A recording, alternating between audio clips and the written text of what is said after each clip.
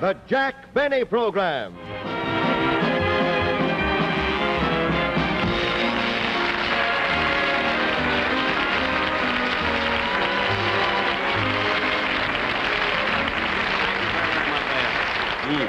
Thank you very, very much, ladies and gentlemen.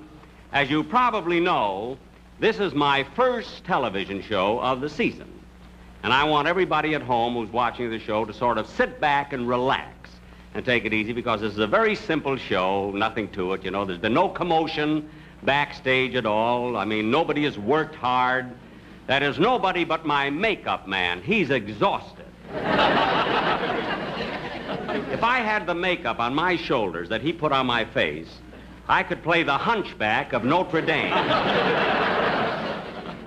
But I would like to tell you something of my plans for television this season. I'm going to have guests on my program, some from my radio show, and then some very, very important guest stars from the movies. Of course, on my radio show, you see, it's very difficult for me to get guest stars because, well, I don't pay much, you see. I mean, there's no reason for it. I just don't believe in it, you see. But you see, in television, it's entirely different because a lot of people like to come on and be seen. Now, on my second show, which is about 6 weeks from now, I have some of the most wonderful entertainers that you've ever seen in your life. I can't mention their names right now because I haven't got their contracts signed yet, you see. But if you like trained seals, don't miss it. These seals are simply wonderful. They've got one seal, one of these trained seals, that does a trick. He balances a basketball on his nose, you know, and keeps balancing it and twirling it and bouncing it up and down. He's amazing. Well, I tell you, this seal is so good with this basketball that he was already offered $500 to throw the show. But on this show, my guests on this show are, of course, you know, I've been rehearsing so much I get a little bit confused. Oh, hello, boys. I have the Park Avenue Hillbilly, Dorothy, Shay, and Frank Remley, and Don Wilson. Those are my three guests here. And so first, I'd like to introduce, before I do, I got to tell you one joke, a story. As a rule, I don't tell jokes, you know, I just talk, you know. But this is a joke that I heard when I was playing at the Palladium Theater in London. It's about an actor who was standing in front of the Palladium in London, and a fellow walked over to him, and this actor was very blue and very dejected, and a friend of his walked over to him, and he said, "I say, Derek." See, most of the actors in London are called Derek, you know. They have an occasional Basil or a Sidney or a Cecil, but Derek seems to be the popular name there. So this fellow walked over to this actor, and he said to him, "Derek, what's the matter with you? You look so blue." He said, "Oh, it's nothing." He said, "Well, there must be something the matter with you. Now, what is it?" So this actor said, "Well, let me tell you what happened." He said, "About 3 weeks ago, an uncle of mine died and left me 10,000 pounds. He says, 2 weeks ago, another uncle of mine died and left me 5,000 pounds. Now, last week..." Stage manager. Last week... Say, I wonder if you'd draw those travelers and bring down my scenery? Yeah. Thank you. Say, would you give this music to Mr. Merrick, please? Thank you. That's fine. Ladies and gentlemen, a few weeks ago, I was on the Alan Young Show, and I sang a song, and the response was so wonderful that I'd like to do an encore for you tonight, if you will, Mr. Merrick. Thank you.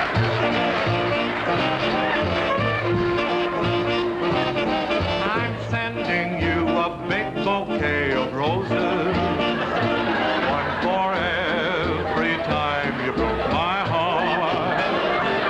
And as the door of love between us closes, tears will fall like petals when we part. I begged you to be different, but you'll always be untrue. I'm tired of forgiving. Now there's nothing left to do. So I'm sending you a big bouquet of roses, one for every time you broke my heart. A big bouquet of roses, time you broke my heart.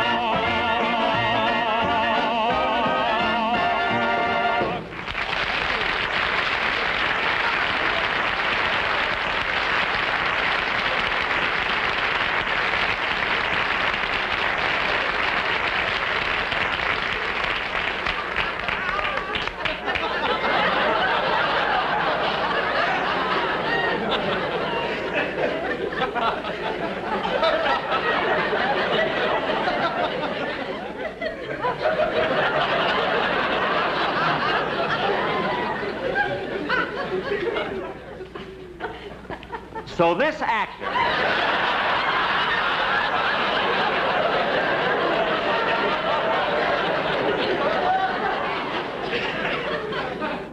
So this actor said, last week my uncle died and left me nothing. That's the end of the joke.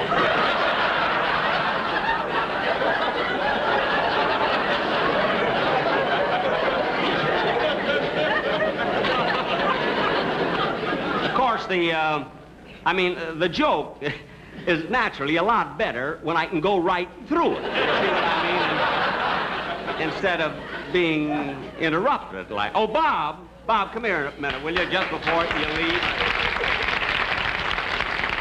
Bob, I happened to see that show that you did with Alan Young, you know, the one you were just telling the folks about, and I thought you were wonderful. I mean, I thought it was a great show. I enjoyed it, but, I mean, why would you do your encore on my first television show? I mean, why didn't you do it on his show, or on your own show? I mean, well, Club 15, isn't it? It really wasn't my idea. You see, it was my brother Everett's. He handles all of my business. Oh. You mean your brother, he's your agent? That's right. He represents me and my brother Bing and also a trained seal.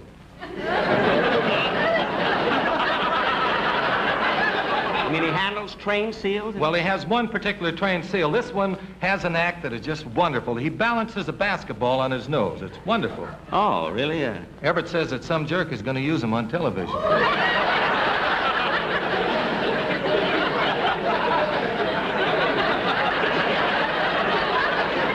Well, if somebody else is going to use him, I won't want him, of course.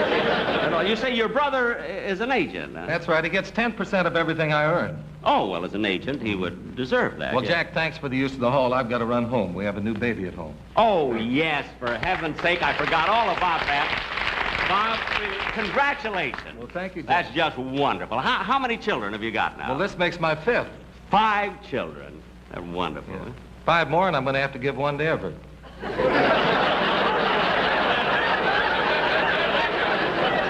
That's right. He gets 10%. Oh, sure. I understand. Would you help me? Pardon? I've got to go. Would you help me? Oh, yes.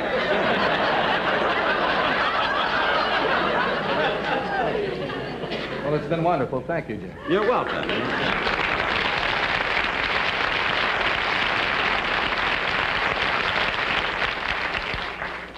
Big star, no tip. And now, ladies and gentlemen, I'd like to... before we go on with the show, I must tell you that tonight, or tomorrow night, rather, Mary and I are flying to New York City because the Friars Club in New York is giving me a testimonial dinner at the Waldorf Astoria Hotel to commemorate my 20th year on the radio. Just imagine, 20 years that I've been on the radio. You know, during those 20 years, I've heard so many people say, you know, at different times I've heard people say, gee, I can't see Benny at all. You know? Well, now they can, you know. And now, ladies and gentlemen, I'd like to present him... Jack. Oh, Don Wilson. Jack, I'm awfully sorry to be late, but my car broke down and I had to take a taxi. Well, that's all right, Don. I mean, accidents can happen, you see. I know, but I was supposed to be here to introduce you at the very opening of the show, and I'm really awfully sorry that this happened. Don, it doesn't make any difference. The orchestra played Love and Bloom. I came on. Everybody applauded. I mean, it really doesn't matter, you know. Oh, Jack, I had such a wonderful introduction for you. You did? Yeah. What was it? Well, this being your opening television show of the season, I thought I might say, And now, ladies and gentlemen, it is with a great deal of pride that I bring you the greatest comedian in America, Jack Benny. Oh, well, now, wait a minute, Don. Wait. Now I'm glad you were late. I mean, the greatest comedian in America. I mean, how egotistical can we get? I mean, you'd have these people hating me before the show even started. I mean, they'd tune out their television sets. The greatest comedian in America. But, Jack, you are the greatest comedian in America, aren't you? Well, yes, but I mean, to say it to those people would sound awful, you know. Jack, you're not saying it, I'm saying it. Oh, well, then that's different. Oh, well, then you can always introduce me like that. All right. Oh, sure, I won't mind that at all. Mister? Yeah? That's you, the fat one. Yes? Hey, you got out of my cab in such a hurry you forgot your briefcase. Oh, how stupid of me. Thank you very much. See, I have some very, very important papers in there. Thanks a great deal, and here's a little something for your trouble. Gee, a $5 bill. Oh, thanks a lot. Well, you're certainly welcome.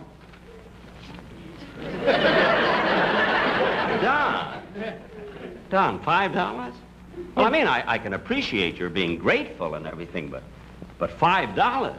Jack, there's nothing so strange about that. I once saw you give a man $5. Well, I know, but he was a lifeguard. He saved me from drowning. Yeah, I'll never forget how we dickered the third time that I was going down. Doc, what we carried on, really, Hey, wait a minute. Ain't you Jack Benny? Yes. How do you like that? Don't you remember me? No, I don't know. I'm Harry Gilmore. You and me went to Waukegan High School together. Waukegan High School? Yeah, don't you remember? I was the one voted most likely to succeed. Oh, really? Yeah, got my own cab. Oh, well, isn't that nice? Yeah, it certainly is. Hey, what are you doing now? I'm the voice of Bugs Bunny.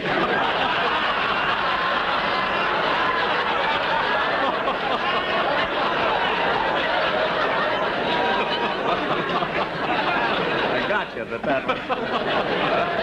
So you gave up that lousy fiddle, huh? Yes, I gave it up. Get out. Well, goodbye, Jack. Goodbye. Goodbye, Don. So long.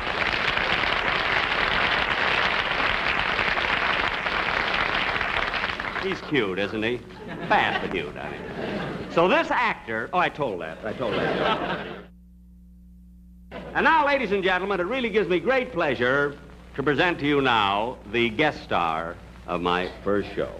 A young lady whose voice you've heard many, many times, and you've certainly heard a lot of her records. The Park Avenue hillbilly, Miss Dorothy Shay.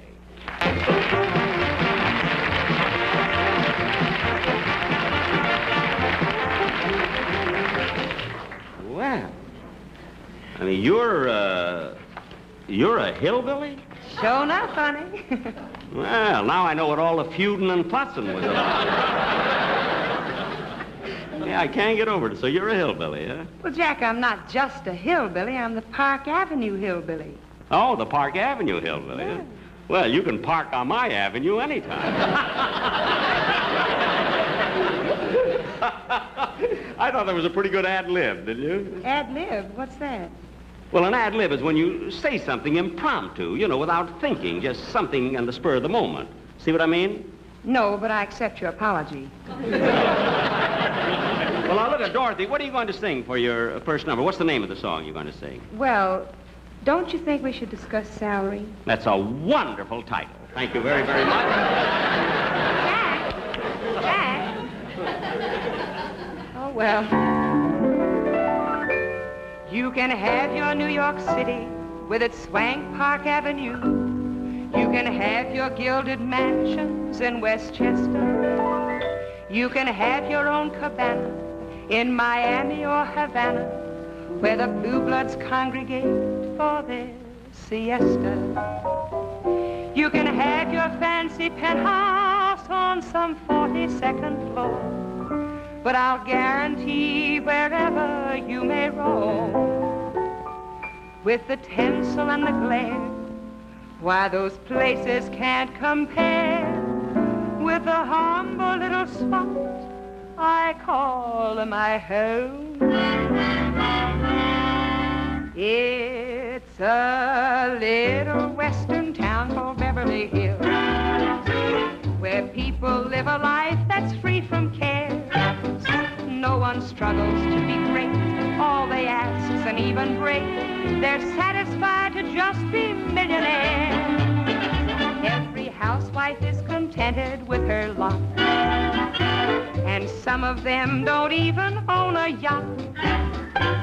She may have just one swimming pool, one husband to caress her. She's bored to death with Cadillacs, and diamonds just depress her. She'd rather have some trinket like that Oscar on her dresser in that little western town called Beverly Hills. In that little western town called Beverly Hills. You're welcome as the flowers that bloom in May. No one cares about your caste or inquires about your past. If you only have one butler, that's okay. The children ring your bell on Halloween, then beat it in a chauffeured limousine. Each mother with her little son entrusted to her care will gently rock his cradle as she offers up a prayer that someday he'll be president of Metro Goldwyn Mayer in that little western town called Beverly Hills. Living arrangement in that little western town called Beverly Hills.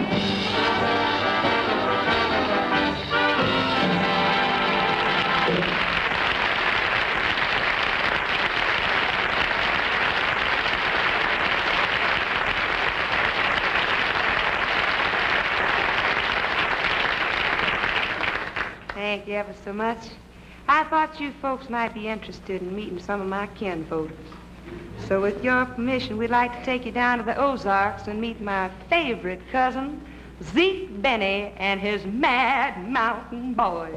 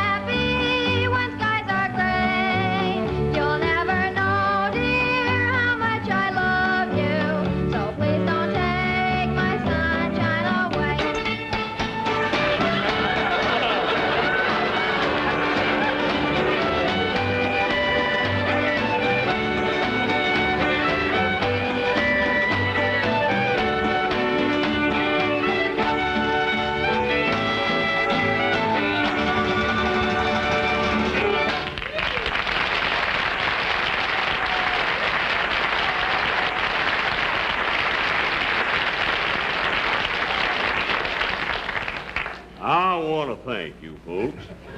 I'd like to have you meet some of the boys. You will need the fellow over here with the concertina. That's Charlie Bagby. He's the smart one of the troupe here. Hey, Charlie, how much is 2 and 2?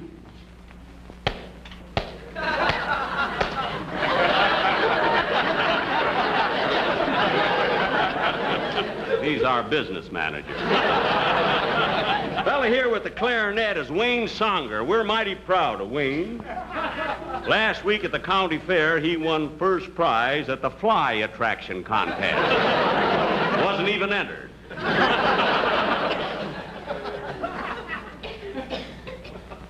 This is my wife.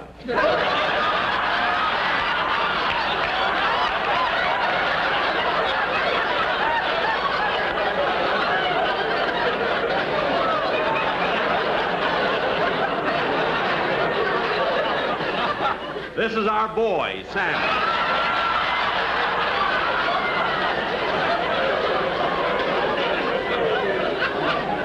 Get up here, Frank. This is Frankie Remley over here.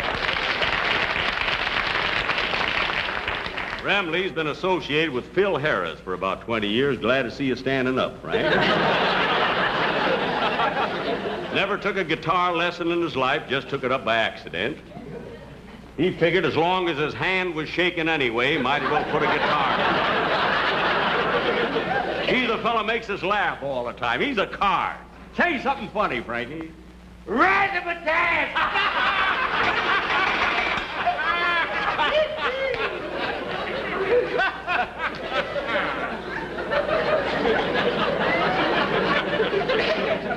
And now, folks... Hey, Lem! Now listen, Lem. I got a bone to pick with you. I don't like the way you're treating my daughter. Paul. You took her out last night. Well, I brought her by. That's what I mean.